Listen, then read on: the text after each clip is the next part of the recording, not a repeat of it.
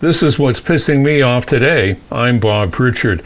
Well, every summer my stepson comes to visit us from Japan with his wife, and they spent the last week or two with us. And this time around, because he's big into technology and he likes to tell me about the things they're working on in Japan, at any rate, he was all abuzz about this thing called a Raspberry Pi.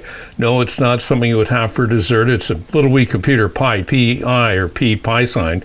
At any rate, bottom line on the whole thing is that this is a product that would let you enhance the capabilities, if you will, of things like Alexa or Siri or other digital voice assistants. The main problem with those products is that they're cloud-based. Now, you may be thinking cloud's a good place to be.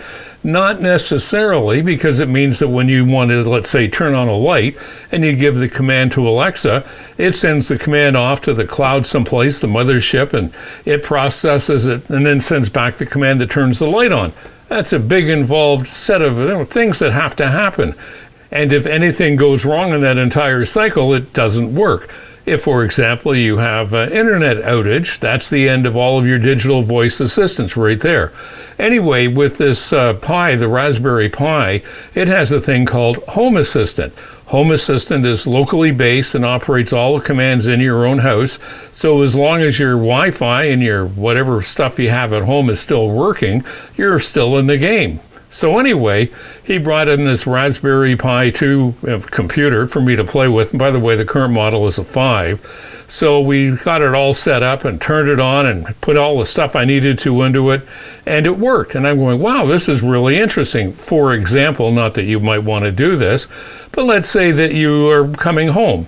So you come up to your house and the Wi-Fi system notices that your phone has now connected to the household Wi-Fi system and decides to, turn the lights on or turn the air conditioning on or something. Or conversely, when you leave and you get in the car and drive away, it says, well, there's nobody home now. So it turns the air to a different number, which would be a good thing if you're not home. And you move forward from that point. So anyway, I was quite intrigued with it. The accessories are about $20 each, things like motion sensors to turn lights on and off and switches just in case you don't want to use voice commands for that sort of thing.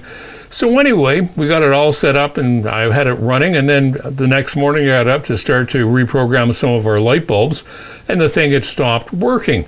So anyway, after a long lecture from him to me about how I should be able to do it, and he wasn't going to be my techie guy to bail me out around the clock, and I had to figure these things out on my own, I broke down and ordered my own Raspberry Pi. This time I ordered the 5 unit. Have no idea how it's going to turn out. It's going to be delivered in about an hour or so, and I'm expecting about 5 days of, hell, as I try to figure out on my own how to put in a Linux operating system and all the other things I'll need to be able to do.